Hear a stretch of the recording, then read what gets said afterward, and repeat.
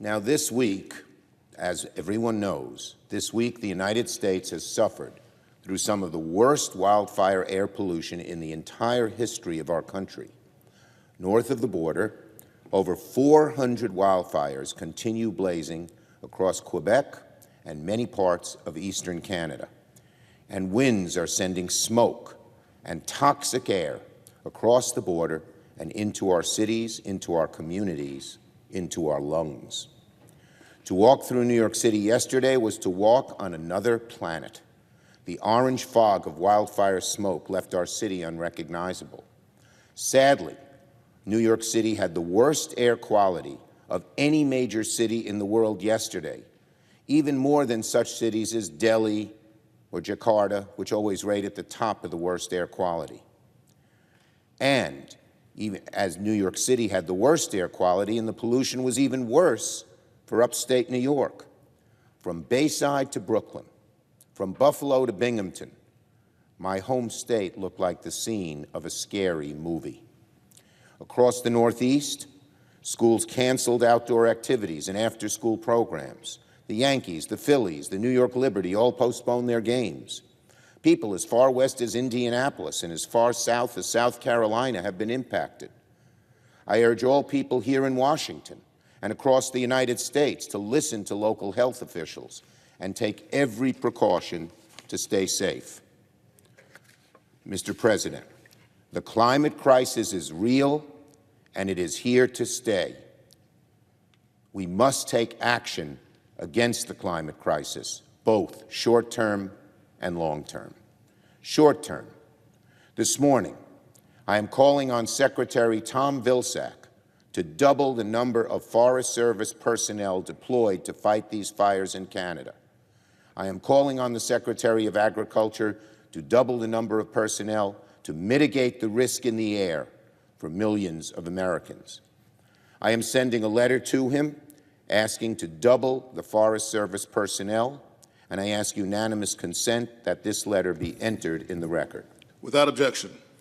These unprecedented wildfires are a crisis for both Canada and the United States.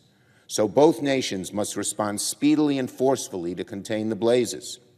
The best way to ensure the U.S. does not suffer another wave of wildfire air pollution is to contain these fires up in Canada as soon as possible. That's getting at the source, and that's what we need to do. It won't be easy, but the federal government, our federal government, must explore all options on the table to keep Americans safe. We must send personnel, we must send equipment, we must offer any assistance that our friends north of the border need. Over the last 2 years, the Senate passed billions in funding to mitigate and respond to wildfires. We did it when we passed the Bipartisan Infrastructure Law and the Inflation Reduction Act. The American Rescue Plan also provided huge sums to help schools improve their air filtration systems. Today, these investments are paying off. Many schools are safer and cleaner because of the legislation we passed. But there's much more to do.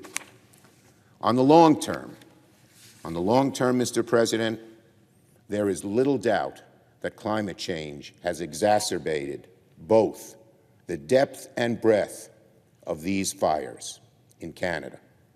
We cannot fully account for these fires without recognizing that climate change is making disasters like this far more common and far more destructive. Temperatures in May reached record levels in Canada, and warmer temperatures mean that forest fires often burn faster, burn hotter, burn bigger. We're seeing this play out in real time. Canadian officials say that their country is now on track for their worst season of wildfire destruction on record. What we considered freak accidents today could become the norm tomorrow. And the more we ignore our obligation to lower carbon emissions, the greater the risks of these disasters. That's why Democrats passed the largest package of clean energy investments in American history last year through the Inflation Reduction Act. But both parties have an obligation to do more, both to reduce our carbon emissions and make sure we all have the resources necessary to respond to natural disasters, so many of them caused or exacerbated by climate change. In the coming days, I will continue to reach out to the administration to ensure that we're doing everything we can to help contain the fires up north. The best thing we can do that's the best thing we can do to keep American citizens across the country safe and healthy.